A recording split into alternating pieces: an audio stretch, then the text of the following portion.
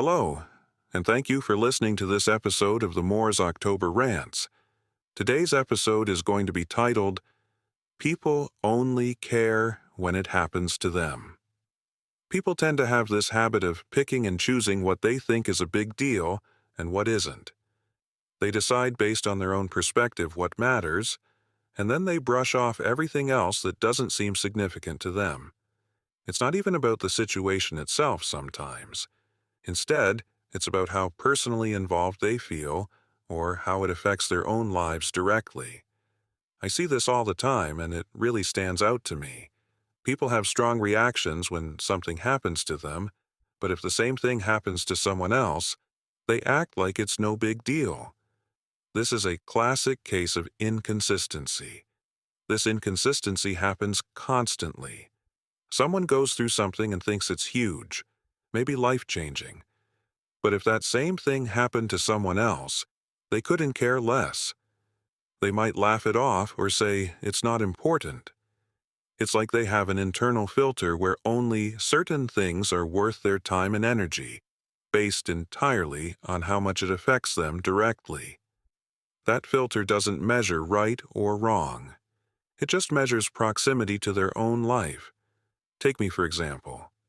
If I feel strongly about theft, injustice, or any wrongdoing, I won't flip-flop based on who it happens to. If it's wrong when it happens to me, I'll feel just as strongly if it happens to someone I care about, or even a stranger. I try to be consistent. If someone in my family were robbed, I'd feel as upset as if I were the one who had my stuff taken. It doesn't change just because it's not me. It's the principle. But what's frustrating is that many people don't operate that way. They say, I'm against theft, or I don't support bullying, or I'm all about fairness. But when it's happening to someone else, they don't seem to care as much. They're selective with their empathy and moral stands. They reserve strong reactions for situations that hit close to home, and everything else gets a shrug.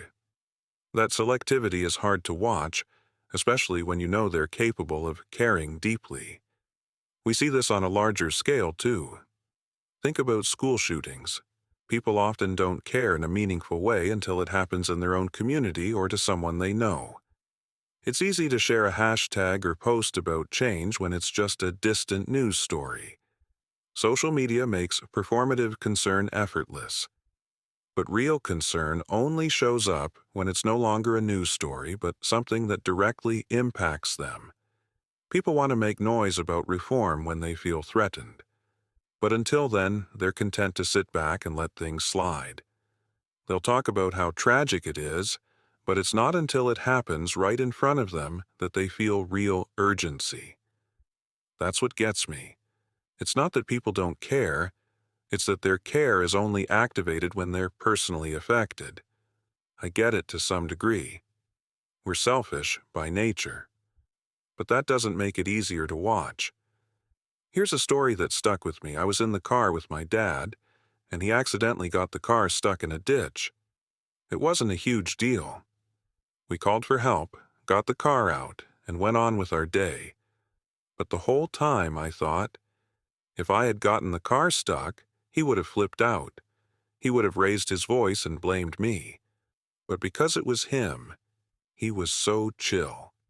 He laughed it off and moved on. It wasn't a big deal to him because he didn't treat it like one. If I had done the same thing, the energy would have been completely different. That's just how people are. They don't keep the same energy for other people's situations compared to their own. They can't view the problem through the other person's lens. They only see it from where they stand. This is frustrating, but I've learned to accept it. It's human nature. People care about what directly impacts them.